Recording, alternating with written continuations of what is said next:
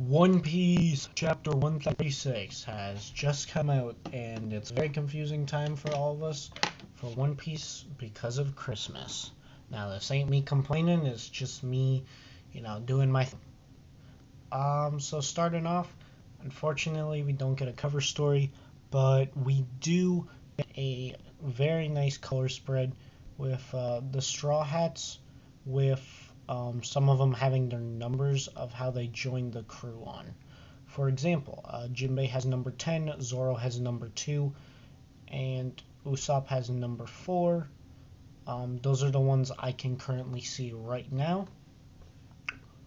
However, obviously, once we get higher quality scans and, just higher quality pictures in general of it, we'll be able to identify it more. Anywho, moving on to actual important stuff. King. King kind of lost. He got his wing clipped and his sword is broken. So then we enter a double flashback. Ooh, spicy. Between Kaido and King. And this appears to be a King and Kaido that are they're still young, so I believe this is still early on in Kaido's career, relatively speaking, like when he's making his own crew. And also King. However, King does still have his suit. He just appears to be a little bit older. So, pretty interesting. We have a double flashback where I was talking about this before and I referenced it before. Kaido wants to believe that he's Joy Boy. King gives him all of his support but doesn't really care about who's Joy Boy and all that and all the legends around him. So, and he brings up the fact that, Kaido, you're so strong. If you keep being the strongest, then he'll never lose. And then we enter Zoro's flashback, which is a flashback to, as you can probably guess, the day he promised he was never going to lose for Luffy. So, we see all this, and, Zoro making his promise to Luffy and all that. Luffy laughing about it, and then finally, we see Zoro talking about how he'll become the King of Hell, which, a little bit of an oddball, but he does mention if that's what it takes. So I don't believe he's gonna go in this direction. I still think he's going to continue to strive to be more swordsman than, demonic. So after we finally get, that famous scorecard, Victory Zoro. But before that, Zoro thankfully launches himself up into Oginoshima again. Then we have another Smile user, and then they report to CP0 that King has lost, and he states how all the All-Stars and the Flying Six were defeated, and how it's no joke. But as long as Big Mom and Kaido are still up, it's all good. So, we see Big Mom, Kid, Law, all tussling it out. Then we see an actual explanation of Onigashima, and what it would be like if it were to crash into the fire capital. Also, people were talking about this. It really doesn't matter if there's fire or not, because these two land masses are around the same size, so if they get smashed into each other, no matter what, that kind of sucks for everyone. But, this is One Piece where characters don't die. So we see Momo, and Momo's once again trying to stop this. We get this adorable little picture of Yamato. I don't know what it is currently, but they have just been portraying Yamato as, adorable in all of this. I'm not joking. You see her little chibi form when she's chasing after Momo in some of the current episodes. You see her goofy little smile when she first tries to confront Momo and talk to him about being Odin, and all that good stuff. Sorry, just had to fix a little something. Alright, so back to my point, they've been drawing Yamato really, really cute. And then, building on this, Yamato has one of her giant friends tackle the final number giant number 3, who is guarding the gate to the armory, and it basically becomes an all brawl between giants. So, pretty good sign of things to come. And then once again we see Yamato's very adorable face.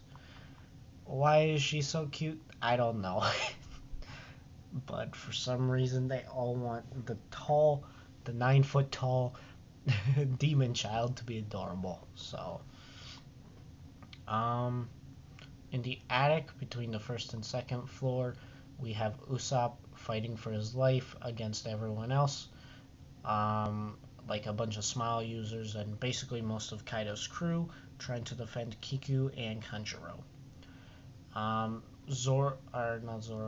Kinemon is talking about, forget that, and Kiku and Kinemon both want you to take Usopp to take the other and leave. Usopp wants to just run and hide, but then he talks about how that would be a waste of a rescue attempt, and how he really hates the idea of honor, which, fits in with Usopp. It doesn't always, turn out this way. Like, Usopp isn't always smug, crying with snot and doing the most cowardly thing you can possibly think of, but for the most part, he is portrayed as really cowardly. And you notice, I think the last time he really did something super brave was actually, no, during this arc, I believe. Standing up to page 1, it's just obviously, his cowardliness is elevated to comedic effect, just like Nami.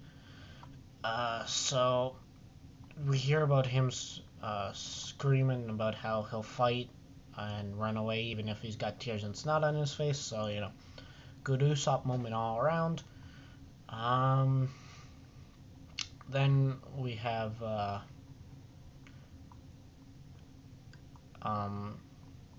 Izo jumping in and basically saving Usopp, which is really, really good. Also, no one has talked about this.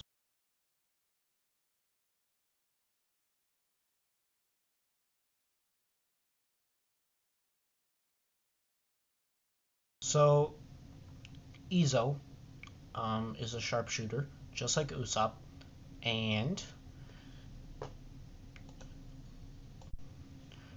so Izo is a sharpshooter and most likely uses observation haki. So, Usopp might actually get a power up this arc, because it seems like most of the Straw Hats have been getting a power up, or just becoming better all around fighters, like for example Nami and Zeus.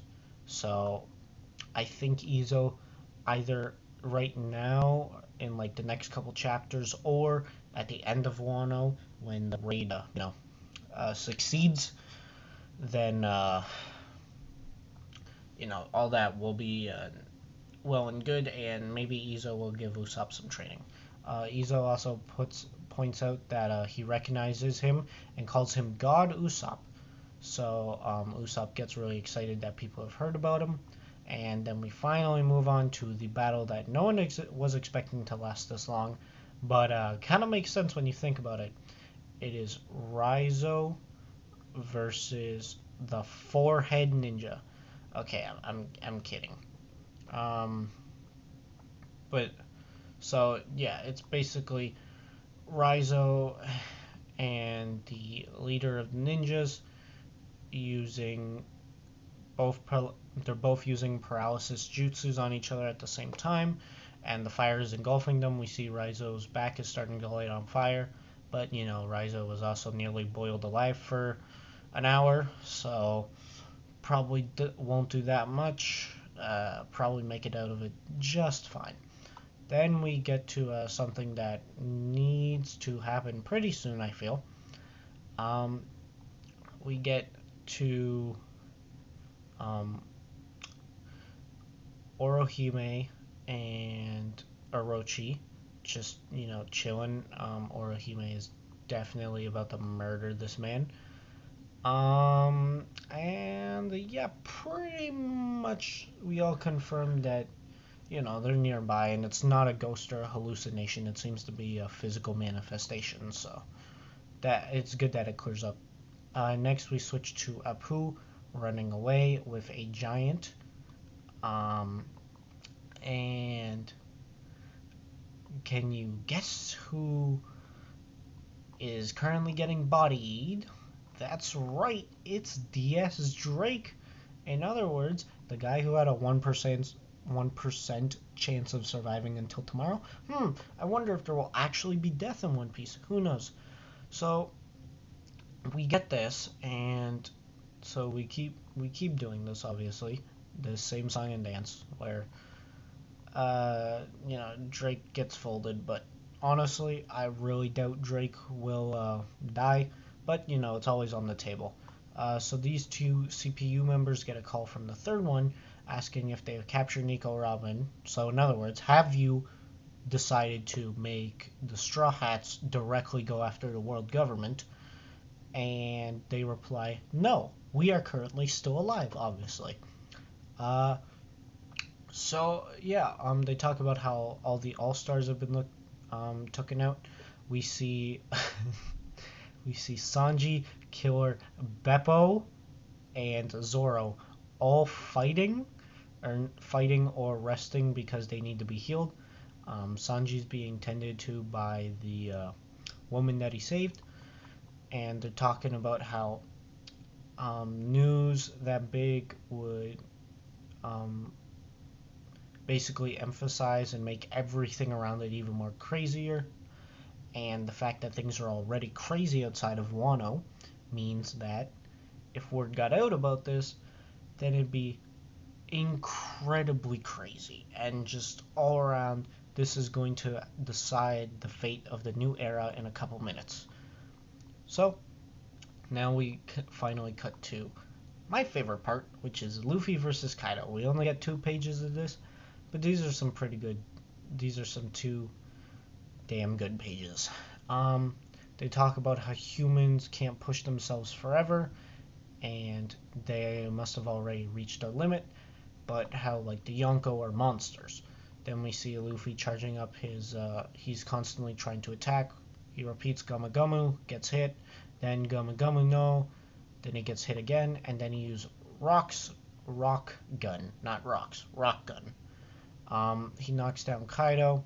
He talks about how things are finally getting good, and Kaido is talking about how he thinks the exact same, which is a little nice. We're finally getting that little dynamic between Luffy and Kaido, which, is always a benefit.